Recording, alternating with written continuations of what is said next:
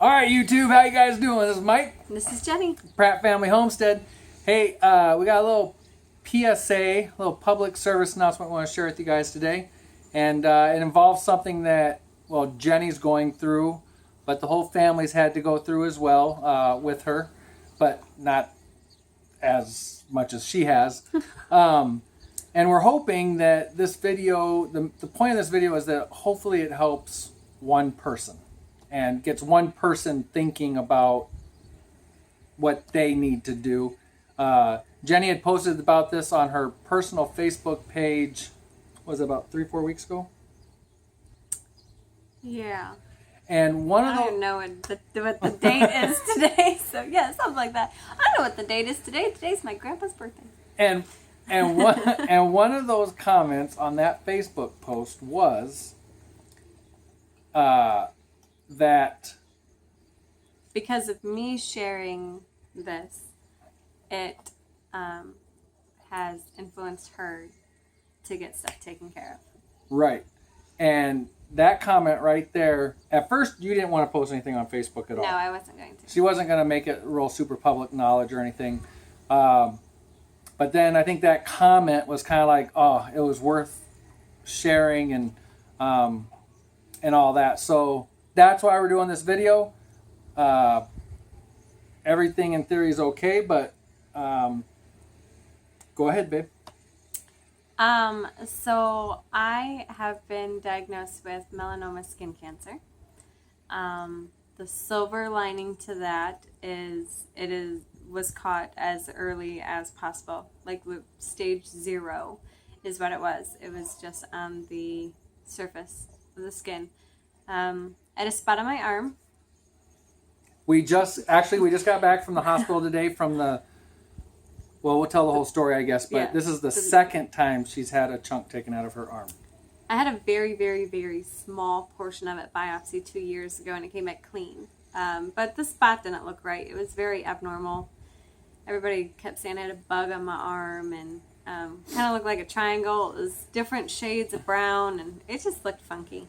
But the biopsy 2 years ago came back clean, and then for whatever reason in May I happened to look at it and notice that the spot that I had biopsied, that it had grown back over the scar, and that's not normal. That's not supposed to happen with moles and freckles. So I decided to have it looked at again in June, middle of June, and they sent me to have it removed July 1st. That's the date, July 1st. Oh, okay. And then a week later, actually it was 9 days later, I went to have the stitches taken out, and that's when they told me that it was melanoma. And so I went on my birthday to have a full scan, and nothing else appeared to be abnormal. Just the one spot, but not enough. Full scan means they looked over her whole body. Yep.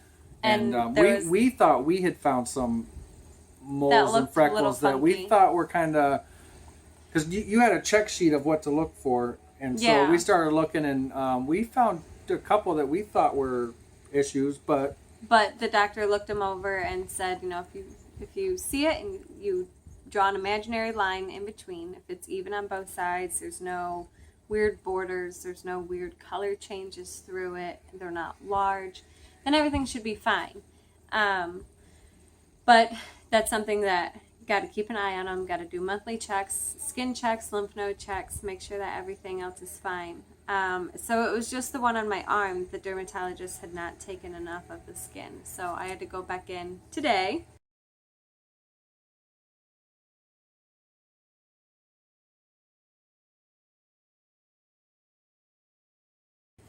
And have a wide excision done and have clean skin taken from the sides and from the depth of it to go ahead and make sure that all the cancer cells were removed. And you go back in 2 weeks again to have these stitches taken out. Yes. And to find out. Next week they should be calling to, I hope, let me know that they got it all. Otherwise, I'll have to have more taken off. And we might I don't know. We got to not gruesome cutting pictures, but to show an area and stuff of what they've taken. The drawing on my arm. The drawing on her arm. We might put in a couple of those pictures, but believe me, it's not a small chunk of meat that they took out at all. It's not. No. Yeah, it's pretty. Well, the first one was a big chunk, and they pulled that skin tight, sewed it together, and then found out she needed more, and so it wasn't even fully healed, and they cut out a bigger chunk, and this chunk is bigger overall size than the first chunk.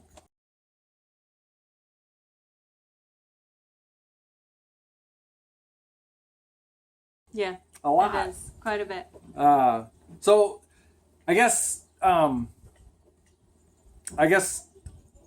what what hits me with this is not only is Jeni lucky, but I'm lucky and the kids are lucky that Jeni was on top of this. Jeni knew, and Jeni got her butt into the doctor, and she had it looked at, and she's going through all this.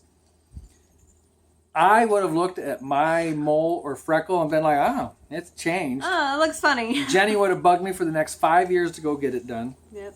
And I never would have. I never would have gone to the doctor for it.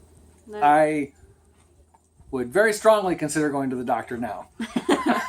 Which is a big step up. That is huge for him. It usually takes a lot of pushing, shoving, kicking. Just go. But no, we are lucky. It was caught very early. If I don't know what made me look at it that one day, I was actually, ironically, sitting at the doctor's office, but for Andrew, and happened to notice that it had grown back over, and I knew that was not what it was supposed to be doing. It wasn't supposed to be doing anything. But so yeah, it was definitely something that I was aware of, and just stayed on top of it. So because Jeni was on top of it, and Jeni, was on top of it like everything. While this is pretty extreme chunk of skin, the first time was pretty extreme chunk of skin that came out. Yeah, and this is super extreme. And so while all this is extreme, we are very beneficial that it's not a super serious situation, that Jeni caught it. It is stage 0, which is almost not registrable.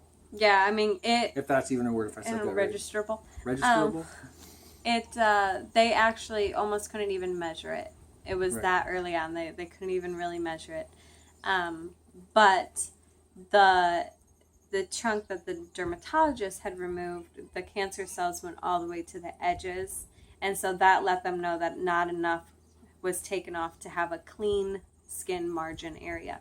So that's why I had to go back in to have more taken away. Yeah, and this was actually I think kind of upsetting for Jeni. She had to go to U of M, University of Michigan Hospital, to the cancer center, the melanoma cancer center, and have it wasn't like just going to the dermatologist, but now she's going to the U of M melanoma cancer center, and granted they just numbed it, but they surgically removed that bigger chunk, and that played mind games with Jeni a little bit. That alone right there. Yeah, but what also I was a little uneasy, and still am. It's still numb.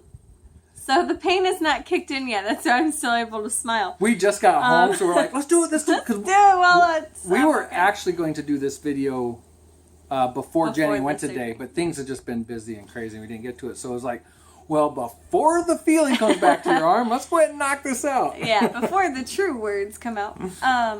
But one of the things that made me uneasy is that the initial scar was still was healing from having it removed the first time. Like kind of the second time, a month ago. A month ago. But so it's still pretty tender if I hit it on something or even just press hard on it or anything like that. I was concerned about how it was going to feel to even just numb it, let alone how is it going to feel in a few hours when this numminess goes away and I've got trauma on top of trauma. Right. So that part I'm not looking forward to experiencing.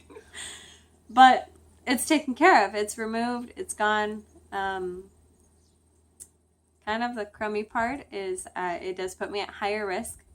There are chances of it reoccurring, so that's why the monthly checks are important, and it is something that I will be doing. And let's tie that into the homesteading thing. We're not against sunscreen or anything, but I mean, I'm sorry, I go outside to work. The last thing I think about is putting sunscreen on. Absolute last thing. And I don't think Jenny, the time we've known each other, probably once or maybe twice I've had sunscreen on. And Jenny's awful about it. Jenny's getting sunburned all the time. We're awful parents. We forget sometimes for the kids, and they get a little sunburn. If you're going out to work in the garden and stuff, you might want to think about getting that sunscreen on. And so what are some of the rules the doctor told you need to try to abide by that you've already said, well, there's no way, but we can try? But one of the things in my pamphlet was like, stay out of the sun during the hottest part of the day, which is like 10 a.m. to 4 p.m. Seriously? That's like my entire day of getting work done. That's not happening. But obviously, precautions need to be taken, though, because she is at high risk now. So, I mean, we're kind of laughing and joking, but it is serious. Yeah. So, sunscreen. The pamphlet said SPF 15, but the doctor said SPF 30. So, I go with like SPF 50 or 70. So, but I won't go with anything below 30 because those are the words that came out of her mouth. To be applying that and reapplying that after every 90 minutes. That's a lot of sunscreen. That's a lot of sunscreen. I will forever smell of sunscreen and sweat. It was great. Her sweat smells okay. And try to keep something between me and the sun. So clothing, hide in the shade. Hide in the shade of the beard. Clothing, sunscreen, hats, umbrellas, shade, anything that I can to put something between me and the sun as much as humanly possible. And then the monthly self-checks. That might even include buying some of those, I don't know the names of clothing, except for those real lightweight see-through long sleeve shirts. You know what I'm talking about? No. You blessed me. Oh, that must have been one night web surfing. Yeah, that's no, but I'll show you. Know what I'm talking about. You'll see. Yeah, I'm probably. But it is 90-something degrees outside. I cannot wear long sleeve and pants. Not unless he wants to be picking me up off the ground. So that's just sunscreen it is. But so yeah, I mean things like that. So I have bought a visor to help wear even that way I can have my hair up because my mouth is very thick, very hot. But that way I have something helping to protect my face because I don't like spraying sunscreen on my face. And yeah, sunscreen, that's sunscreen. And what's kind of crazy is where this particular spot, freckly mole was, and there's it's on like the underside of my arm. It's like right here. It's pale there. I'm There's tan no sun here, hits there, so pale here, and this is where it was. So, but regardless, she's at a very high risk now. Yeah. And so yeah, the monthly self checks, and then also professional checks every 6 months. Okay. Well. But it's better to have professional eyes just in case something becomes like looking normal because I see it so much, but it's actually not. So. Jenny and I just had a talk as we were pulling in the driveway here, and we were talking about this whole thing, and I don't want to use the word premonition, but I kind of knew. She did. She's known for a little while that at least it just wasn't right, and then she had even thought a couple times. I told him about like another mole, I guess, that had been itching at one point. I'm like, I don't think these things are supposed to itch, but it looks normal. Doctor confirmed it was normal. But I was just like, I feel like there's something wrong with my skin. I've just got, maybe I get burnt a lot.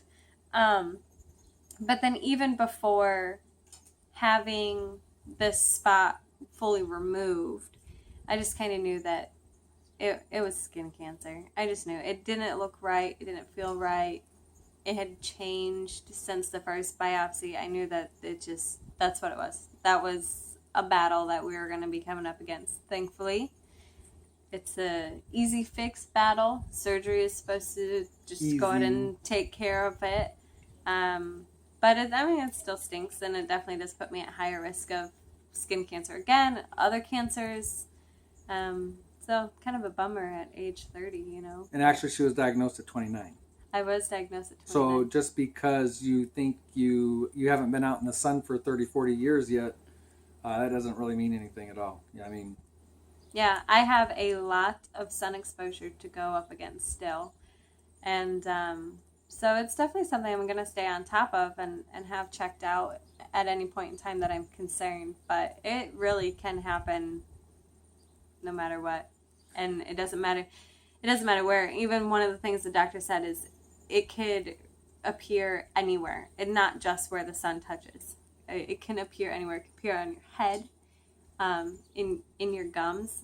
So, like, I have to notify my eye doctor so he can check my eyelids. I have to notify my dentist so they can watch my gums. When we were there, just so you know, when we were there and people were coming out from having similar procedures as to what Jeni had done, they had bandages all over the place. Yep. There was a dad and 2 teenage daughters there. Both teenage daughters, I'm pretty sure, were having something removed. The one came out with this big bandage on her calf muscle. A gentleman came out with his whole nose bandage. Now, this is the melanoma center, so I'm assuming all these are melanoma related. Mm-hmm. A lady had her ear bandaged. What was another one I saw? I saw a bandage on the back of the head. I was bandages everywhere. It was kind of crazy. So, like Jenny's saying, it can pop up anywhere. It can, whatever. So, we just really wanted to put this out there. Hopefully, one person says, you know what? That mole or that freckle that I have that's been kind of like in the back of my head bugging me for about 3 years now, maybe I'll go get that thing checked out. And that's why we wanted to do this video. That's why we wanted to share our experience. That it wasn't necessarily about us. It was hopefully, we'll probably name this like PSA, check those freckles and moles or something. But right. It's get out there and get it checked. Take care of yourself. Watch yourself in the sun. We dub ourselves as homesteaders, or at least trying to get there. Mm-hmm. And we spend a lot of time outside. All of us do. Most of the people watching our channel spend a lot of time outside. Yep. You got to take care of yourself. Yep. You okay? I'm good. All right. Is there anything else you wanted to add? I don't think so. Okay. I guess if anybody has an idea of an unscented sunscreen, or even maybe like a natural sunscreen or something, I'd definitely be interested. So let me know about those, because I don't want to smell like sunscreen chemicals for the rest of my life if I don't have to. But right, and if I have to, I will. It would have to be. So any suggestions you have is fantastic. We will obviously research whatever, but research on our part would have to prove that it's at least SPF 30 or higher. Yes. Yeah. And I don't know. I think it'd be kind of sexy if she just walked around in mud all day. That'd be, Oh yeah. But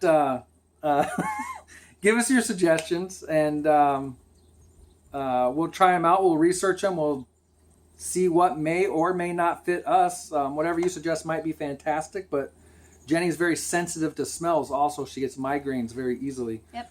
That's probably usually due to me, but probably.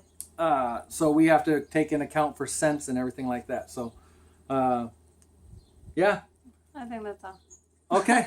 All right. Well, I'm Mike. I'm Jenny. Pratt Family Homestead. We hope this was a little bit informative for you, and hopefully it helped you think about some things to get checked or take care of yourself or whatever. So we really appreciate it, guys. Thanks for watching. And I don't know, anything else? Mm-mm. All right. We'll talk to you guys later. Bye. Thanks.